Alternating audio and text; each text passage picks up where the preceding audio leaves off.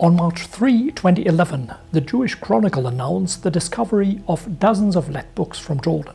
Jordan, which can be roughly described as desert, has so far been the site of an unprecedented find that may alter history. Hiding under the dust of centuries, a set of miniature texts has been discovered. None of them could fit into a man's palm. The sources that are older than the Bible are believed to carry knowledge and wisdom that had been concealed for centuries. What revelations does this delicate parchment contain, and how can this affect the history of the world? Anthropologists from Jordan have unearthed 70 lead books, potentially concealing messages about the Christian religion. They are about the size of credit cards, or even a little smaller, and are attached with metal rings as if they were to be opened like a book. Early Christians possibly could have authored these books, as stated by scholars. This finding has raised eyebrows among Christian scholars and historians who are interested in these books and what they conceal. Among the books, some of them have been dissections, and on icons, it is possible to see the reflection of crucifixion and the resurrection of the Jesus Christ. However, these books measuring less than 1 by 2 inches may again alter the face of Christianity in a way that was changed by Dead Sea Scrolls in 1947. Concerning the books, while they have the names Jesus and Simon,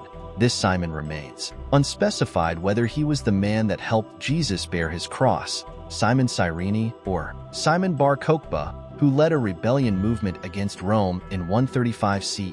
Hence, these books are regarded by historians as antiquities and might contain information written thousands of years ago. Due to the fact that there were such symbols as religious figures and sealed books, it was mooted that these codices could be the lost Revelation codices. The books were discovered in a cave located in a deserted area in Jordan, which is regarded as a rich archaeological site with many discoveries such as scrolls, arts, and an incense bowl. It is for this reason that it is assumed that some of the early Christians resorted to the place after the destruction of Jerusalem in 70 AD. The lead books have thus gained scholars' interest due to the fact that they may contain information that offers a new view to Christian scriptures. Writing encoded on these metallic plates is in Paleo-Hebrew, and it is known that this language existed 1,000 years before the birth of Christ. The fact that Aramaic, the language in which people spoke during the time Jesus lived, is evident shows that the books were written over this period. It has also been ascertained that some of the characters are from Greek, which has made the origin of the books more intricate. Such things as recently excavated the first picture of Jesus Christ, where he is depicted wearing a crown of thorns, are fascinating. This picture, combined with the words Savior of Israel, has interested researchers with a possibility of having been painted by a contemporary of Jesus. Among the many symbols found in the books, the depiction of the 7-branch menorah stands out. This sacred object, used in Jewish worship, was only allowed to be seen by the high priest inside the Holy of Holies. The fact that it was drawn in these books has led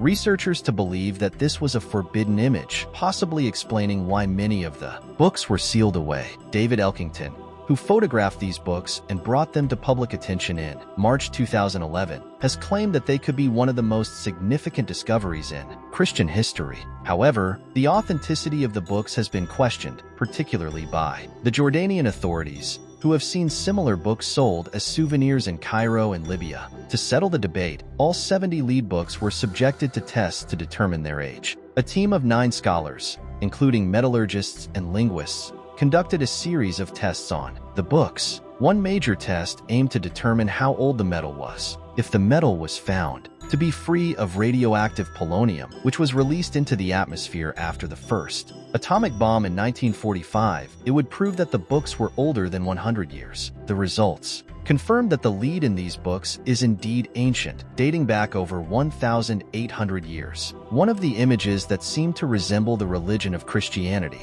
he observed that there is a cross in the foreground, what looks like a tomb of Jesus, a small structure with a door, and city walls in the background. Haddon traced the identification of this imagery with crucifixion outside the walls of Jerusalem by Percival Davies and the air of mystery surrounding these artifacts increased, that the Israeli keeper of the lead books may sell the parts of it on the black market or simply get rid of it altogether has only added to the worry of the book's contents being.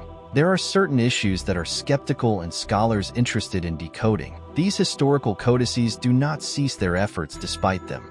She makes correlations between the lead books and scriptures that reference books, shut up with heaven, and sometimes referred to as sealed books of wisdom, and the traditions and secrets that Jesus passed on to his disciples.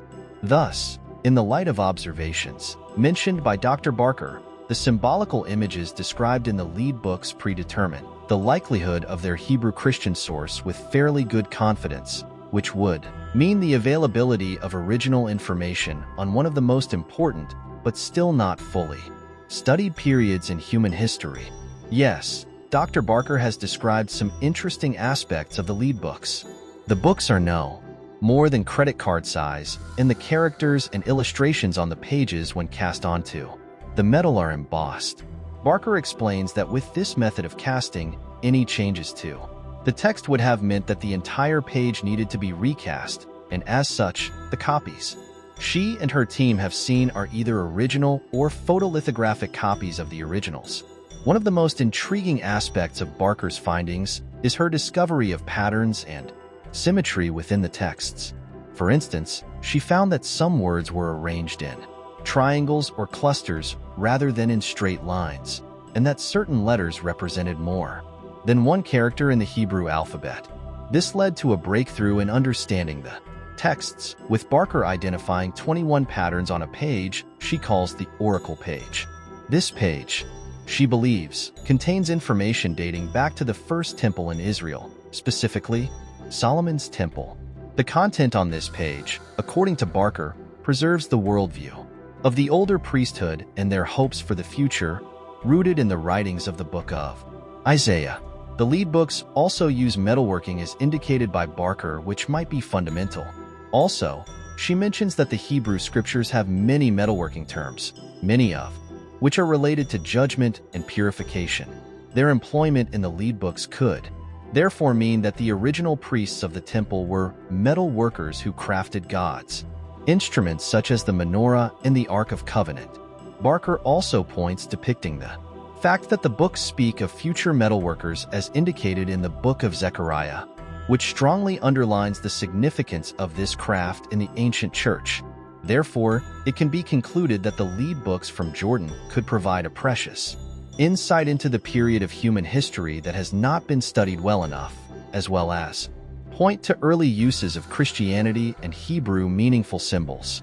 This is because recent scholars such as Philip Davies and Dr. Margaret Barker's work plays a significant role in decoding meanings of these artifacts, which in one way or the other might bring a serious shift in the flow of such notions. Let us know your thoughts on this topic in the comments section.